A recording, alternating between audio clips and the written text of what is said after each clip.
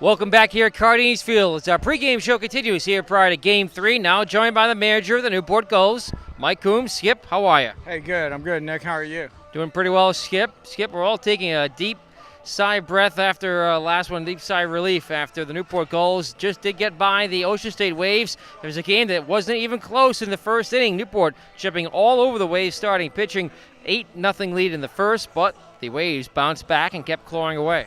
That usually happens. If you put a big spot up early, you can look and see that thing is going to, I don't know what it is. The baseball guys just, you can't score anymore. The players get a little complacent. They sit on the lead, and it just, I don't know. I've been around this game a long time, and it's amazing how that goes. And when I said something to Ty, I go, that 8 spot, when the game's done, it's going to be 8-6 or 8-7, or we're going to go extras or something, because that 8 spot is just, that's unheard of. The Gulls would have gone extras had it not been for a couple of defensive miscues by the Waves. They got 2 more runs in the 7th inning, but defensive miscues happened late in the game for both teams as the game kind of turned a little bit sloppy towards the end. Yeah, it was. We had some miscues. I think we had 3 errors in 1 inning. It wasn't a very clean game. It was kind of ugly. Meanwhile, Brett Hanowich, though, did have the start he needed to have for the Newport Gulls. A couple runs across in the first, both were unearned. I think, in fact, all 8 runs allowed by the Gulls were unearned in the contest. But Hanowich really, believe so. Hanowich didn't shut down, though, the Ocean State Waves from then on out. Well, I thought McCoy had 4 earned against him. They might have been earned. I have to double check, but there were 2 outs in the inning. So. Oh, well, I double checked because when I went on that site, I thought it had some earned. But I could be wrong.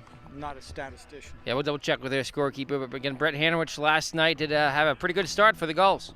Yeah, Brett.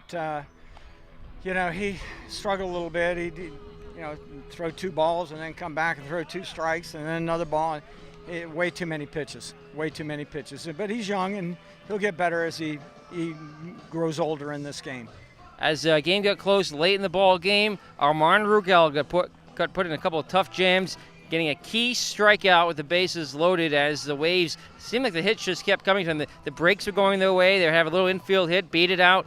Rugel was pounding the strike zone, was using his breaking pitches effectively, keeping the hitters off balance. At one point, though, he almost got tossed as he had a couple words with Roger Saraiva, but fortunately Roger gave him a good leash.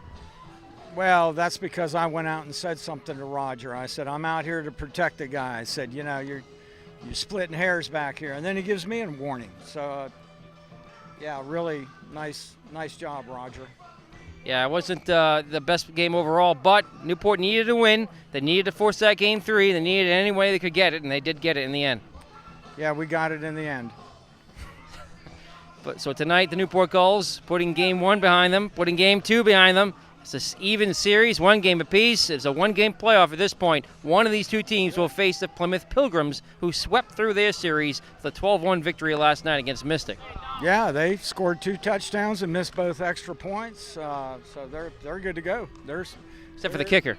They're sitting at the Black Pearl having a few pops, waiting on us.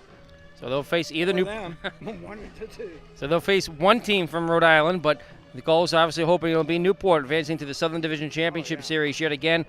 What's the key here tonight for the Newport Gulls? You swing the bats, and Jack's got to have his best outing of the summer because these guys can hit. They sit back and buggy whip. They square them up. They have head-on wrecks. They do it all. Last time Jack did face the Ocean State Waves, he had a pretty solid start, 7 innings of work. Yeah, he did. And I was proud of him, and I told him that, and I told him I wanted him to be one of our guys, and he is. So, looking at the lineup tonight, Skip, don't see too many changes yet again, sticking with guys who are hot. Yep, we did. I think I put Green in there. Green is in there. Tufts out and put Gamache at third. Yeah, Gamache swung the bat well last night. Yeah, Gamache 3 for 5 at the plate, a bases clearing double in the first. Also, he's batting .500 now in the playoffs. I know, so I can't sit him. I'd be sent Green Bay packing. Chuck would send me out of here like a hot potato.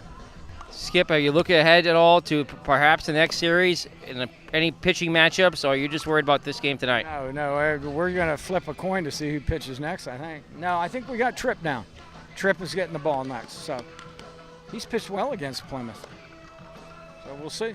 Newport Gulls look to get past Game 3. It's the toughest competition possible. Ocean State Waves, in-state rival. Ninth time these two teams meet. They're good. They're good. They want us. Thanks, Skip. Good luck tonight. Thank you.